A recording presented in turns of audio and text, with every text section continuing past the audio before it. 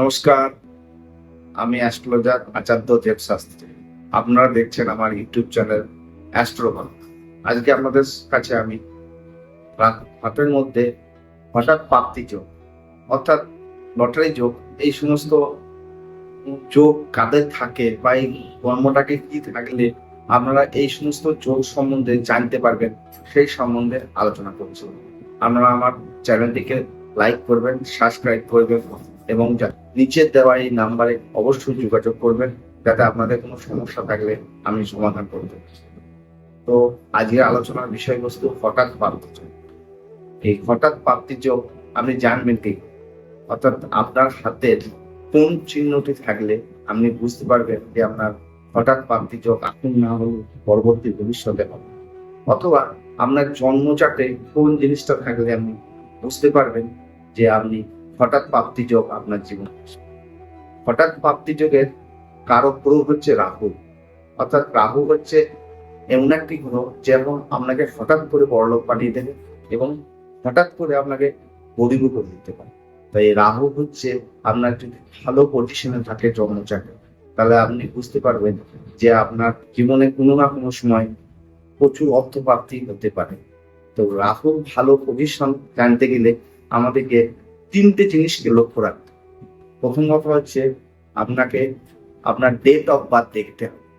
Date of বার্থে আপনার কি সংখ্যা আসছে সেটাকে একটু পর্যালোচনা করুন।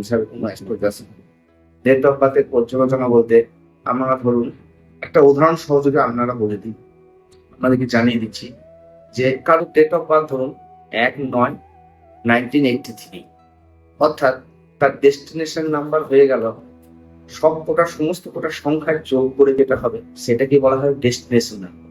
আর প্রথম যে সংখ্যাটি থাকে সেটাকে হয় আপনার বার্থ নাম্বার। অর্থাৎ এক্ষেত্রে আপনার বার্থ নাম্বার হচ্ছে 1 আর আপনার ডেস্টিনেশন নাম্বার টোটাল যোগ করলে হচ্ছে 31, অর্থাৎ 4। তাহলে আপনি এখানে সহজেই বুঝতে পারছেন 1 অর্থাৎ রবি, আমরা সবসময় জানি 1 অর্থাৎ রবি আর 4 অর্থাৎ রাহু।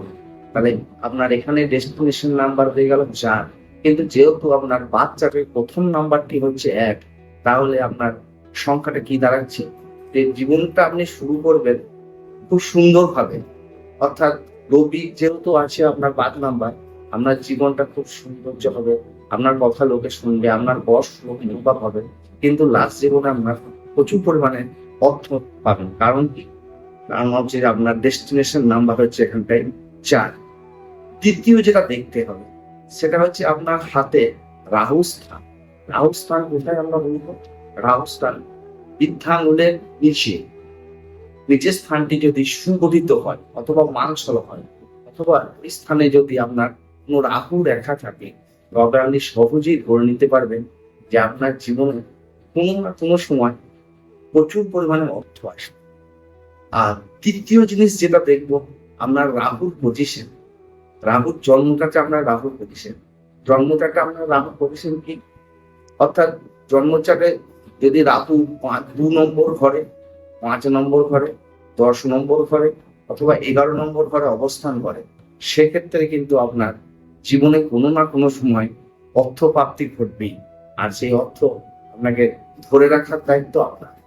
আর একটা জিনিস আপনাকে জানতে হবে, রাহুর দেওয়া অর্থ কিন্তু সবসময় ক্ষণস্থায়ী।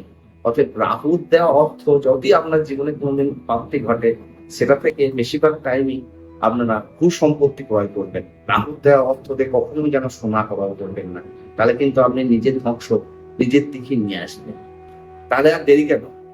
এখনই ঝটপট লেগে পড়ো, খাতা পেন দিয়ে আপনার ডেস্টিনেশন নাম্বার, পাথ নাম্বার, আপনার হাতের পজিশন, রাহুর পজিশন, এই সমস্ত ক্যালকুলেট করুন এবং আপনার কবে প্রাপ্তির যোগ ঘটবে এই সম্বন্ধে নিজে আলোচনা করুন।